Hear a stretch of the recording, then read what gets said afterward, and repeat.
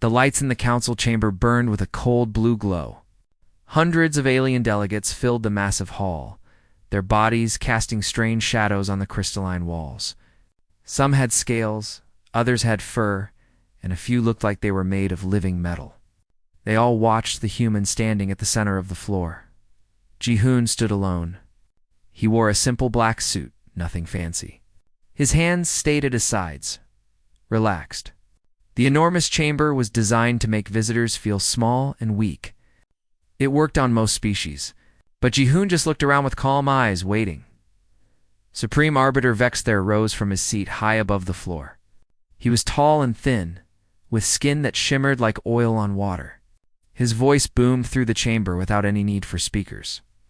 Ambassador Ji-hoon of Earth, you have been summoned to hear the Council's final decision regarding your species. Ji-hoon nodded once. He didn't bow. He didn't lower his eyes. This made several delegates shift uncomfortably in their seats. Vexther continued. Humanity has been observed for the past 50 of your years. We have watched as you developed faster than light travel. We have monitored your expansion to nearby star systems. The time has come for you to join the galactic community properly. We appreciate that, Ji-hoon said. His voice was quiet but clear. It carried through the huge room. You misunderstand, Vexther said. This is not an invitation. This is a requirement. All species must contribute to the stability and prosperity of the Council. Therefore, humanity will surrender 30% of all industrial output to the Council treasury. You will submit all military vessels for inspection and approval. You will accept Council administrators on all colony worlds, and you will cease all independent research into weapons technology. The chamber went silent. Every species in the galaxy had accepted these terms. Some negotiated for better percentages. Others asked for grace periods. But all of them accepted. It was simply how things worked. Ji-hoon was quiet for a long moment. Then he smiled. It wasn't a happy smile. No. The single word hung in the air like smoke. Delegates turned to each other, making sounds of confusion in dozens of different languages. Vexther's shimmer seemed to darken. Perhaps you do not understand the question. I understand perfectly, Ji-hoon said. You want us to give you 30% of everything we make. You want to control our military. You want to put your people in charge of our worlds. And you want us to stop defending ourselves. My answer is no. Humanity refuses all of these demands. A delegate from the third tier stood up. He looked like a giant turtle with 6 eyes. You cannot refuse the Council. This is how the galaxy works. Every species contributes. Ji-hoon turned to look at the turtle delegate. Every species surrenders, you mean? There's a difference between contributing and being conquered. Vexther's voice grew harder. You speak of conquest. The Council brings peace. We have maintained order in this galaxy for 3,000 cycles. No wars. No conflicts. Only prosperity and cooperation. Cooperation, Ji-hoon repeated.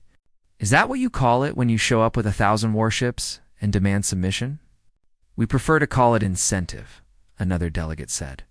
She looked like a cluster of floating crystals that somehow spoke. The alternative to cooperation is isolation. No trade, no technology sharing, no protection from hostile forces. Ji-hoon nodded. I understand. You're threatening us. We are explaining reality, Vexther said. Your species is young. You have limited resources. Your technology is primitive compared to ours. Without the Council's support, humanity will struggle and fail. Accept our terms, and you will have access to markets across 1,000 worlds. Refuse, and you will face sanctions, blockades, and eventual economic collapse. You forgot one thing, Ji-hoon said. You haven't explained what happens if we fight back. The chamber erupted. Delegates shouted in outrage. Some laughed. The idea of a primitive species fighting the Council was absurd. It was insane. It was suicide. Vexther raised one long hand, and silence fell again. You would fight the Council? With what? Your warships are crude? Your weapons are inefficient. You have no allies. No support. The Council Navy numbers over 10,000 vessels. How many ships does Earth have?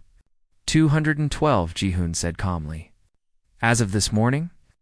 200 against 10,000, Vexter said. These are not favorable odds, Ambassador, Ji-hoon agreed. They're not. But here's my question for you, Arbiter. Have you ever actually fought a war? Vexter tilted his head. The Council maintains peace. War is unnecessary when all species see reason. It's not what I asked. I ask if you've ever fought a real war. Not a police action against pirates. Not a blockade of some minor colony.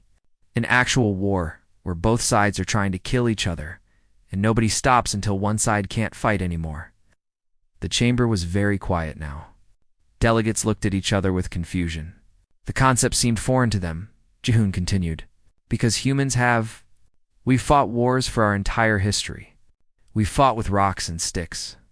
We've fought with swords and shields. We've fought with guns and bombs and missiles. We've fought wars that killed millions. We've fought wars that lasted decades. We've fought wars where we had to choose between surrender and extinction, and we chose extinction. Every time that is barbaric, Vexter said. Maybe Ji-hoon said, but it taught us something you've forgotten. It taught us that some things are worth dying for. Freedom is one of them. Independence is another. And the right to say no to bullies is definitely on that list. You would doom your species for pride? The Crystal Delegate asked. Not pride, Ji-hoon said. Principle. You're asking us to give up what makes us human. The right to govern ourselves. The right to protect ourselves. The right to build our own future. You can threaten us with sanctions. You can blockade our worlds. You can bring your entire fleet to Earth's doorstep. But you cannot make us surrender. That's not how we're built. Vexter leaned forward. Then you choose isolation. Economic ruin. Technological stagnation. Your people will suffer because of your stubbornness. Ji-hoon shrugged. Probably. We'll struggle. We'll go hungry. We'll have to work harder and longer than any species in the galaxy. But we'll do it as free people on our own terms. And eventually, we'll figure it out. We always do. This is your final answer? Vexter asked. Yes, Ji-hoon said. Humanity will not negotiate our surrender. If you want to talk about trade between equals, we're happy to discuss it. If you want to threaten us into submission, we're done talking. He turned and walked toward the exit. Behind him, the council chamber dissolved into chaos. Delegates shouted questions. Some demanded military action. Others called for harsher sanctions. Vexter sat in his high seat, watching the human leave. For the first time in 3,000 cycles, the Galactic Council faced a species that simply refused to bend, and nobody knew what to do about it. The security room deep inside Zenith Prime Station was built for secrets. No windows. No recordings. Just a circular table and the most powerful beings in the galaxy sitting around it. They called this kind of meeting a closed session. Nobody outside this room would ever know what was said here. Hai-Jin stood at the head of the table. She was human, but she worked for Council Intelligence. Some called her a traitor. Others called her a realist. She called herself a survivor. She had been studying her own species for 5 years, and now she had to tell the Council what she had learned. The situation is worse than you think, she began. She pressed a button, and a hologram appeared above the table. It showed Earth spinning slowly in space. We have a fundamental problem. Every assumption we made about humanity is wrong. Vexter drummed his long fingers on the table. Explain. Hai-Jin pulled up another image. This one showed different planets. Every species in the Council evolved on what we call garden worlds. Planets with stable climates, abundant resources, few natural predators. Your homeworlds were peaceful places that encouraged cooperation over conflict. She changed the image to Earth again. Now it showed storms, earthquakes, volcanoes, and hurricanes. Earth is what we classify as a Class 9 death world. Nearly everything on that planet is actively trying to kill you. The weather is violent and unpredictable. The animals are aggressive predators. Even the plants are often poisonous. And somehow, Humanity not only survived there, but became the dominant species. A delegate who looked like a walking plant spoke up. This is known. Humans are physically resilient. So what? So everything, Hyjin said. Physical resilience is just the surface. The real difference is psychological. Humans evolved to see threats everywhere because on Earth, threats are everywhere.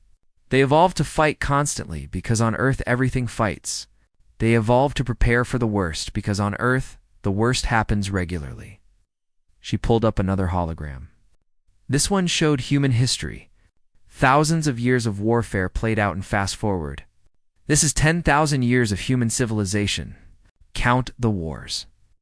The delegates watched in silence as the hologram showed conflict after conflict. Small battles, large battles. Wars that consumed entire continents. Wars that killed millions. Wars that never seemed to stop. How many wars have Council's species fought in the last 1,000 cycles? Hyjin asked. None, Vexter said quietly. We have peace. You have submission, Hyjin corrected. Every species you encountered accepted your terms because they had no cultural framework for total war. They knew how to compete. They knew how to defend. But they didn't know how to fight until the enemy was completely destroyed. Humans do. They've been doing it for their entire history. She changed the hologram again. Now it showed spacecraft. Look at our designs. Council warships are beautiful, elegant, efficient. They carry small crews because automation handles most functions. They have powerful shields because you assume you can defend against anything. And they have precise weapons designed to disable rather than destroy. She pulled up a human warship next to a council vessel. The human ship looked ugly, blocky, covered in armor plating and weapons. This is the human destroyer, Indomitable. It looks primitive because it is. But look closer. It carries a crew of 300 because humans don't trust automation. It has armor 2 meters thick because humans assume shields will fail. And it has 17 different weapon systems because humans believe in redundancy. They don't build ships to win battles. They build ships to keep fighting after losing battles. Thalver, a militant delegate from the Dominion, leaned forward. None of this matters. We outnumber them 50-1. We can overwhelm them with sheer force. Can we? Hyjin asked. She pulled up a tactical simulation. This is what happens when a council patrol squadron encounters a human convoy. The council ships are faster and better armed. But watch what happens. The simulation played. Council ships moved to intercept. The human ships didn't slow down. They didn't try to evade. They just kept moving forward, their point defense guns destroying anything that got close. The council ships, designed to intimidate and control, hesitated. In that moment of hesitation, the human ships slipped past. They don't fight like we do, Hyjin explained. We see combat as a last resort. They see it as one option among many. We want to minimize casualties. They accept casualties as the cost of victory. We fight to restore order. They fight to win no matter what it takes. Dexter stood up. Enough theory. What happened with Captain Minho? Hyjin sighed. Captain Minho of the Indomitable was conducting patrols near the border. We sent a task force to intercept and escort him back to council space for questioning. Standard procedure. Except Minho did something we didn't expect. What did he do? Asked another delegate. He told us exactly how he would fight us, Hyjin said. She played a recording. Minho's voice filled the room. Calm. Professional. Almost friendly. Council vessels. This is Captain Minho. I'm broadcasting our tactical doctrine on open channels, so there are no misunderstandings. We don't have shields strong enough to stop your weapons, so we built armor thick enough to take multiple hits and keep fighting. We don't have faster-than-light communications, so our crews train to fight independently when cut off from command. We don't have your advanced targeting systems, so we installed more guns. A lot more guns. If you want to stop us, you'll have to destroy us completely. And I should mention, we really don't destroy easy. The recording ended. Hyjin continued. The task force commander requested permission to engage. I ran the combat projections. We would have won. But we would have taken casualties. The Indomitable would have damaged or destroyed at least 2 of our vessels before going down. Acceptable losses, Thalver said. For you, maybe, Hygiene said. But the Council hasn't taken military casualties in 800 cycles. How do you think our people will react when we start bringing home destroyed ships and dead crews? How do you think they'll respond when they learn we're taking losses against a species we claimed was primitive and weak? The room went silent. Nobody had an answer. Vexter sat down heavily. What do you recommend? Honestly, I don't know, Hygiene admitted. We can't intimidate them. They've already accepted the worst possible outcome. We can't outproduce them in a long war. They're used to scarcity. We're not. We can't wait them out. They're willing to suffer for generations if necessary. Every advantage we have assumes our opponent will act rationally by Council standards. Humans don't. There must be something, Vexter said. Hitchin pulled up one final image. It showed human colonies across a dozen star systems. There is one thing. We assumed the blockade would force them to negotiate. We cut off their trade routes. We isolated their colonies. We expected them to panic and beg for relief, and Vexter prompted. They're adapting, Hygiene said. Human freighters are running the blockade, not with stealth. With armor and guns, their colonies are building their own infrastructure instead of importing it. Their engineers are publishing open-source designs for technology they can manufacture themselves. They're not trying to match our technology. They're creating alternatives that work with what they have. She zoomed in on Mars colony. This colony was supposed to starve in 6 months. Instead, they converted mining equipment into fabricators. They're now producing tools, parts, and supplies. It's inefficient and crude, but it works. They're not asking for our permission or our help. They're just doing it. How long can they maintain this? Asked the plant delegate. Longer than we can maintain political support for the blockade, Hygiene said. They're used to hardship. We're not. They're willing to go without luxuries for years. Our populations expect comfort and stability. The longer this goes on, the more our people will question why we're doing this. Vexter looked around the table. So we cannot threaten them. We cannot starve them. We cannot fight them without taking unacceptable casualties. What exactly can we do? Hygiene met his eyes. We can accept that we're not dealing with a normal species. We're dealing with survivors from a death world who learned the hard way that giving up means dying. And they really, really don't like dying. The closed session ended with no decisions made. The Council had never faced a problem like this before, and none of them knew how to solve it. The blockade began on a Tuesday. Council warships took positions around every human colony and trade route. Nothing in, nothing out. It was a standard tactic. Every species that had ever faced a Council blockade surrendered within months. The Council expected the same from humanity. They were wrong. Captain Soman stood on the bridge of her freighter, the Morning Star. It wasn't a warship. It was designed to carry cargo, not fight battles. But like every human vessel built in the past decade, it had been modified. Thick armor plates covered the hull. Point defense guns sprouted from every angle. And the engines were powerful enough to push through almost anything. Council patrol ahead, her navigator said. 3 vessels in blocking formation. Salmon checked her scanners. The Council ships were sleek and fast. Each one could probably destroy her freighter in a fair fight. But Salmon didn't plan on fighting fair. Open a channel, she ordered. The cum officer nodded. Channel open, Captain. Salmon kept her voice calm and professional. Council vessels, this is the freighter Morning Star. We are carrying medical supplies to the colony on Proxima Station. These supplies are critical. People will die without them. We are coming through. There was a pause. Then a voice responded. The Council Patrol Commander sounded confused. Freighter, Morning Star, you are ordered to halt and submit to inspection. Failure to comply will result in your vessel being disabled and impounded. Negative, Soman said. We don't have time for inspections. The supplies we're carrying have a limited shelf life. We're already late. Now move your ships, or we go through them. Another pause. Longer this time. You are threatening council vessels? No, Salman said. I'm telling you what's going to happen.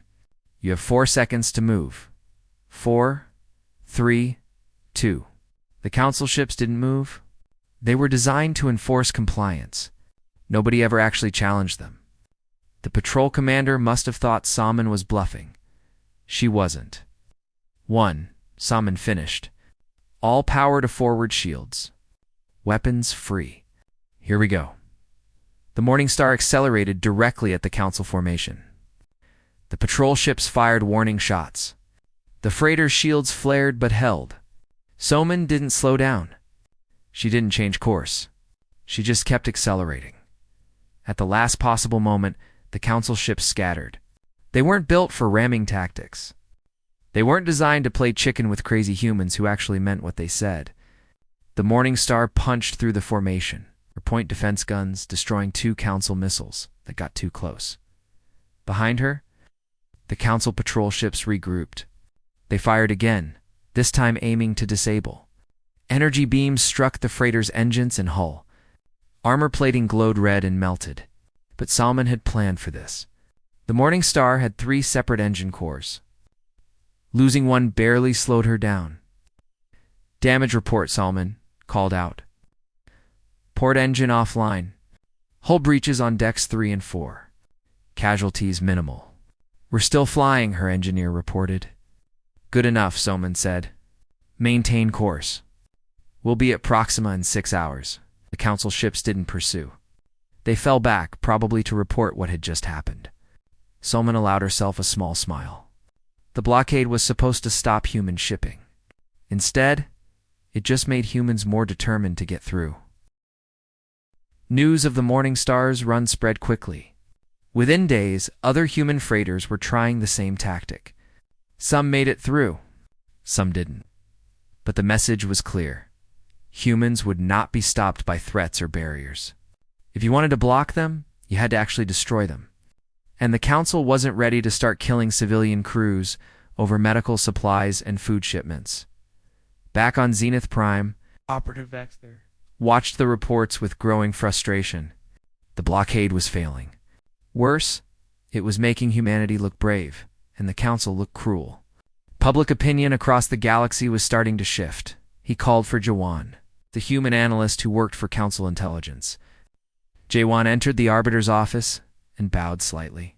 He was young for a human, maybe 30 years old. He had left Earth 5 years ago, seeking opportunity in council space. Now he was one of their most valuable intelligence assets.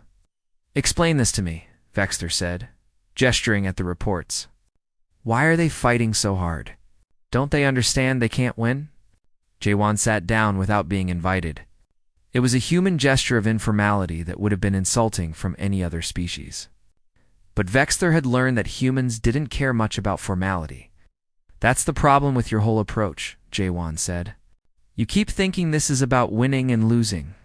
It's not. It's about what humans call total war. Explain, Vexter ordered. Total war is a concept humans developed during our bloodiest conflicts, Jawan said. It means you don't just fight the enemy's military. You fight their economy, their infrastructure, their will to continue. You accept that victory might take years or decades. You sacrifice everything if necessary. You don't fight until you win. You fight until the enemy gives up or until you're physically incapable of fighting anymore. That's insane, Vexter said. Maybe, Jawan agreed, but it's effective. And more importantly, it's how humans are wired. You're not fighting individual humans or even human ships. You're fighting against 10,000 years of cultural evolution that taught humans never to surrender when they believe they're right. How do we break that will? Vexter asked. Jawan laughed. It was not a happy sound. You don't. That's what I'm trying to tell you. The harder you push, the harder they push back. The more you threaten, the more determined they become. You're using tactics designed for species that value stability and peace above everything else. Humans value freedom above stability. They'll burn down their own house if the alternative is living in a cage. Then what do you suggest? Stop trying to force them, Jaewon said. Start negotiating like they're equals instead of subjects. Offer trade instead of demanding tribute. Partner with them instead of trying to control them. The Council does not negotiate with junior species, Vexter said stiffly. Then the Council's going to lose this fight, Jaewon said bluntly. Because humanity isn't going to back down. They'll suffer through blockades. They'll eat rations instead of real food. They'll wear rags instead of proper clothes. They'll live in unheated shelters and work 18-hour days. And they'll do it with a smile because they're doing it as free people. Vexter was quiet for a long moment. Then he asked, "Is that why you left Earth? Because you didn't want to suffer?" Jaewon's expression hardened. "I left because I wanted to see the galaxy. But watching you people try to crush my species is making me reconsider that choice. You want to know the truth, Arbiter? Earth doesn't need the Council. Sure, it would be easier with your technology and trade networks. But humans are really, really good at doing things the hard way. You sound like you admire them," Vexler observed. "I am one of them," Jaewon said. "I just lived here long enough to see how soft the rest of the galaxy has become. You've had peace for so long that you forgot what real conflict looks like. Humans never had that luxury. Earth taught us to fight or die, and we chose to fight. Every single time. Elsewhere in the galaxy, human colonies were proving Jaewon's point. On Mars, engineer Yoonji broadcast instructions for converting mining equipment into manufacturing tools. Within weeks, colonies across human space were producing their own supplies instead of importing them from Council. Markets. On Proxima Station. Scientist Tae Young published designs for fusion reactors built from salvaged materials. The designs were crude and inefficient by Council standards. But they worked. And that was all that mattered. Human students started sharing educational materials online. Open-source textbooks. Engineering guides. Medical training videos. Everything the Council charged premium prices for. Humans were giving away for free to their own people. The Council's economic blockade was supposed to strangle humanity into submission. Instead, it forced humans to become self-sufficient. Every day the blockade continued. Humanity needed the Council a little bit less. Hyjin delivered her assessment to the Council leadership. "We're running out of time. The longer this goes on, the stronger they become. Not because they're building better weapons or ships, because they're learning they don't need us. Give it another year, and they won't care if the blockade ends or not. They'll have built their own economy completely independent of Council influence." "Recommend immediate military action," Thalver demanded. "To accomplish what?" Hyjin asked. "We destroy their fleet." "Then what?" "We bomb their colonies. We occupy their worlds. We become conquerors instead of peacekeepers. Is that really what the Council wants to be known for?" Nobody answered, because nobody wanted to say yes out loud. But nobody knew how to say no either. The human problem was getting worse every day, and the Council still had no idea how to solve it. The Grand Fleet assembled at the edge of the Sol. System like a steel wall between humanity and the stars. 1,000 warships hung in perfect formation. Each vessel gleamed with polished armor and advanced weapons. Together, they represented the full military might of the Galactic Council. It was the largest fleet deployment in 800 cycles. Arbiter Vexter stood on the bridge of his flagship, Eternal Vigilance. Around him, holographic displays showed every ship in the fleet, every weapon system, every tactical option. The numbers were overwhelming. The Council had brought enough firepower to flatten a planet. "Surely they will see reason now," Vexter said to nobody in particular. His tactical officer, thin creature with 4 arms, nodded agreement. Ambassador Ji-hoon should be calling any moment to discuss surrender terms. But the channel that opened wasn't Ji-hoon. It was Admiral Doyon of the United Earth Defense Fleet. The Admiral appeared on the main screen. He was an older human, maybe 60 years old, with gray hair and tired eyes. Behind him, the bridge of his flagship was visible. It looked crude compared to Council ships. Manual controls instead of holographic interfaces. Crew members shouting reports instead of silent efficiency. But there was something about the way they moved, the way they worked together that spoke of experience and discipline. "Arbiter Vexter," Doyon said. His voice was calm and steady. I see you brought the whole fleet. Impressive. Admiral Doyon, Vexter replied. I am here to offer humanity one final chance to avoid unnecessary bloodshed. Surrender your fleet. Accept council terms. This confrontation can end peacefully. Doyon smiled, but it didn't reach his eyes. I appreciate the offer. Unfortunately, I have to decline. Look at your scanners, Admiral, Vexter said. You are outnumbered 5-1.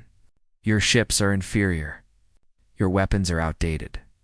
You cannot possibly win this fight. You're right, Doyon agreed. We probably can't. Your ships are faster. Your weapons are better. Your shields are stronger. If we fight, you'll destroy most of my fleet within the first hour.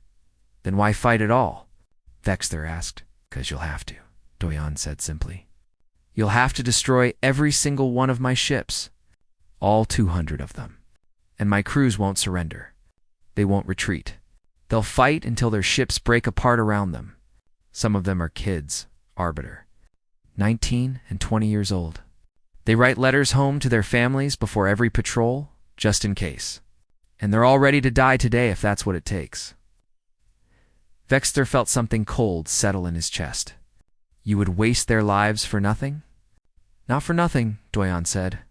For Earth, for humanity.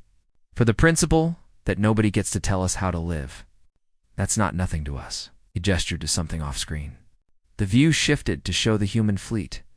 200 ships in defensive formation around Earth.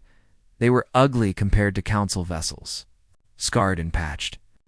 Some looked like they had been hit before and barely held together. But they held their positions without wavering. Here's what happens next, Doyon continued. You attack. We fight back. You destroy my fleet. Maybe it takes you an hour.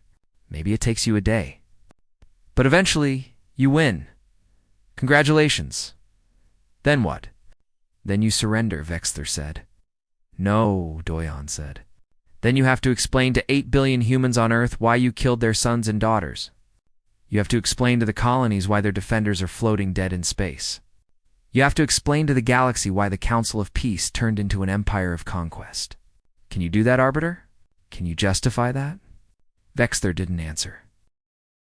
Doyon pressed on. And even if you can, you still have a problem. Because Earth has shipyards and factories. And 8 billion people who are now really, really angry at you will build more ships. Train more crews. And we'll come after you. Maybe not this year. Maybe not next year. But eventually. Because that's what humans do. We don't forget. We don't forgive. And we never stop fighting. A new voice entered the conversation. Counselor Hession appeared on a side channel. He was from the Talix Concordat, a neutral species that rarely got involved in council politics. His species looked almost human, which some found disturbing. I request permission to speak, Hession said. This is a military matter, Vexter replied tersely. This is a political disaster, Hession corrected. And I believe I have relevant perspective. Vexter hesitated, then nodded. Speak. Hession's image moved to the main screen, next to Admiral Doyon. I've been studying this conflict with great interest. And I have noticed something curious. The humans have done the mathematics arbiter. They know exactly what this fight will cost them. He pulled up a holographic display. Numbers and projections filled the air. They estimate 70% fleet casualties, approximately 14,000 dead crew members, extensive damage to orbital infrastructure, years of rebuilding, decades of economic hardship. They know all of this. They have calculated the price down to the last detail. Then they know they should surrender, Vexter said. No, Hession said. They know the price of freedom, and they have decided it's worth paying. But here's my question for you, Arbiter. Have you calculated your costs? We will take minimal casualties, Vexter said confidently. I'm not talking about casualties, Hession said. I'm talking about political costs. Social costs. The cost to council credibility. You are about to order the deaths of 14,000 beings whose only crime is refusing to surrender their freedom. How will that look to the rest of the galaxy? He changed the projection. Now, it showed public opinion data from across council space. Support for this military action is already declining. Most council citizens believe humanity should be given better terms. If you attack, if you kill thousands of humans defending their home, that support will collapse entirely. You will be seen as conquerors, not peacekeepers. The council must maintain order, Vexter insisted. Council must maintain legitimacy, Hazian countered. And killing thousands to enforce an unjust demand is not how you do that. The humans have accepted their worst-case scenario. They are willing to die. Are you willing to kill them? Are you willing to live with what that makes you? Silence filled the comm channels. The Grand Fleet held position. The human fleet held position. Two forces faced each other across empty space, and nobody moved. Admiral Doyon spoke again. I want you to understand something, Arbiter. My crews didn't join the fleet because they want to fight. Most of them are scared. They miss their families. They want to go home. But they also understand that some things matter more than safety. Freedom matters. Dignity matters. The right to say no to people who think might makes right matters. He paused, looking directly at Vexter. You can destroy us. That's not in question. But you can't make us surrender. You can't make us accept terms we find unacceptable. All you can do is kill us and prove that the Council rules through force, not cooperation. Is that really the legacy you want to leave? Hours passed. The fleets remained in position. Vexter sat in his command chair, staring at the tactical displays. His officers waited for orders. The Council waited for news.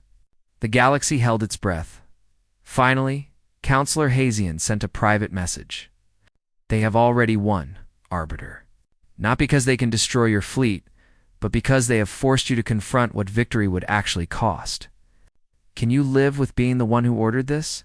Vexter thought about his long career. Centuries of service, maintaining peace, resolving conflicts. He had never ordered a mass killing before. He had never needed to. Every species had eventually seen reason, but humans were different. They didn't see surrender as reasonable. They saw it as a betrayal of everything they believed in, and they were willing to die rather than betray those beliefs. For the first time in 3,000 cycles, the Council faced an opponent who couldn't be intimidated, not because they were stronger, but because they had already accepted the cost of defiance. Vexter realized something in that moment. Something that changed everything. The Council could win the battle. They could destroy the human fleet. But they would lose something far more important. They would lose the moral authority that made the Council legitimate. He opened a channel to Admiral Doyon. Admiral, I am ordering the Grand Fleet to withdraw. The silence that followed was absolute. Every officer on every ship in both fleets stopped and stared. You're withdrawing? Doyon asked carefully. The Council requires time to reconsider its position, Vexter said formally. A military solution to this conflict is not in anyone's best interest. Could see the relief on Doyon's face. But the Admiral kept his voice professional. Thank you, Arbiter. Humanity is willing to continue diplomatic discussions if the Council is prepared to negotiate as equals. I will convey that to the Council, Vexter said. He closed the channel and gave the order. The Grand Fleet began its withdrawal. Behind him, his officers sat in stunned silence. Vexter knew his career was probably over, knew the Council would demand explanations. But he also knew he had made the right choice, because sometimes wisdom isn't about winning. It's about recognizing when the cost of victory is too high. The Council chamber looked the same as it had 3 months ago. Same blue lights. Same crystalline walls. Same hundreds of delegates filling the massive space. But something fundamental had changed. The air felt different. Heavier with possibility and uncertainty, Ambassador Jihoon walked to the center floor again. This time, he carried a data tablet. This time, the delegates didn't look at him with contempt or confusion. They looked at him with something closer to respect, or maybe fear. It was hard to tell the difference. Arbiter Vexter was not presiding today. He had resigned after the Grand Fleet withdrawal. The Council had accepted his resignation with barely concealed relief. Nobody wanted to be associated with the failed confrontation with humanity. The new arbiter was Kelther, Vexter's younger cousin. He looked almost identical, but his voice carried less certainty. Ambassador Ji-hoon Kelthar said, "The Council has agreed to hear your proposal. We understand you wish to discuss alternative arrangements." Ji-hoon nodded. "Thank you, Arbiter. I appreciate the Council's willingness to reconsider. Before I begin, I want to make something clear. Humanity does not seek conflict with the Council. We never did. We simply refuse to surrender our sovereignty in exchange for acceptance." "Your position is understood," Kelthar said carefully. "Please proceed." Ji-hoon activated his tablet. A holographic projection appeared above the floor. It showed trade routes, resource exchanges, and mutual benefits. The Council originally demanded 30% of human industrial output as tribute. We refused because tribute implies subjugation. However, humanity is willing to engage in fair trade. We have resources you need. You have resources we need? Let's trade as equals. Murmurs ran through the chamber. Trading with junior species as equals was almost unheard of. But nobody spoke up to object. Not after the Grand Fleet had withdrawn rather than fight. "What exactly are you proposing?" Kelthar asked. "Standard commercial agreements," Ji-hoon said. "We sell you raw materials at market rates. You sell us manufactured goods at market rates.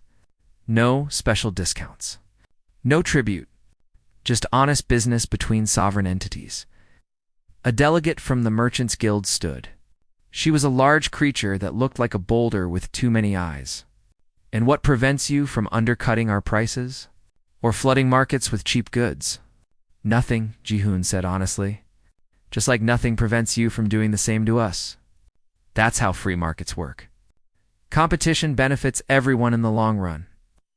"The Council has never operated on pure market principles," another delegate objected. "Maybe it should start," Ji-hoon suggested. "Because the alternative is maintaining a system where some species are treated as subjects instead of partners. And we've already proven that doesn't work with humans." Kelthar raised a hand for silence. "The trade proposal is noted. What about military oversight?"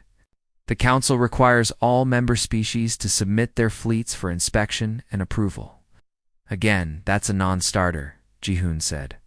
"Humanity will maintain an independent military force. However, we're willing to participate in joint security operations. If there are pirates or hostile forces threatening Council space, we can coordinate responses. But we won't surrender our ships or accept foreign administrators aboard our vessels. That violates Council security protocols." Thalver objected from his seat. "Your protocols were designed for species that accepted subjugation," Ji-hoon said. "They don't work for species that maintain independence. But that doesn't mean we can't cooperate on security matters. We just need to do it as allies, not as overlords and servants." Before Thalter could respond, Director Hyjin stood. She wasn't supposed to speak at full Council sessions. She was intelligence, not a delegate. But she spoke anyway. "Arbiter, members of the Council," she began. I've spent 5 years studying humanity. And I've spent the last 3 months studying what happened during our confrontation. I have a question for this assembly. What was the Council's original purpose?" Silence greeted her question. Hygiene continued. "I reviewed the founding documents. The Council was established to promote cooperation and mutual prosperity among spacefaring species. The goal was to prevent conflicts through dialogue and partnership. Somewhere along the way, we forgot that. We became an empire in all but name. We demanded tribute and called it contribution. We stationed overseers and called it assistance. We threatened military action and called it peacekeeping." "This is inappropriate," Thalver said angrily. "This is necessary," Hyjin countered, "because humanity is offering us something we haven't had in 1,000 cycles. They're offering us a chance to remember what we were supposed to be. A council of equals. Not a hierarchy of masters and subjects." Counselor Hacian stood. "Director Hyjin is correct. I have reviewed the founding documents as well. The current system is a corruption of original principles. Humanity's refusal to submit is not a threat to the Council. It's a reminder of what the Council should have always been." "Idealistic nonsense," Thalver spat. "The galaxy requires order. Order requires hierarchy. Hierarchy requires some species to lead and others to follow. Does it? Hassian asked. Or does order simply require mutual respect and cooperation? Humanity is offering cooperation. They're willing to trade, to coordinate on security, to participate in diplomatic forums. The only thing they won't do is surrender their freedom. Why is that unacceptable? The chamber erupted in debate. Delegates argued with each other in dozens of languages. Some supported the traditional hierarchy. Others saw Hassian's point. Many simply didn't know what to think. Kelther called for order. It took several minutes for the chamber to quiet down. When silence finally returned, he looked at Jihoon. Your proposal is noted, Ambassador, but it represents a fundamental change to how the Council operates. We cannot make such a decision hastily. I understand, Jihoon said. But while you deliberate, please consider one thing. Humanity isn't going away. We're not going to surrender. We're not going to collapse. Every day you wait, we get stronger and more independent. Right now, you have a chance to bring us into the Council as partners. Wait too long and we won't need you at all. It wasn't a threat. It was just a statement of fact. And everyone in the chamber knew it was true. The vote took 2 weeks. It was the most contentious council decision in living memory. Delegates argued in formal sessions and informal gatherings. Some threatened to leave the council if humanity was granted equal status. Others threatened to leave if humanity was denied.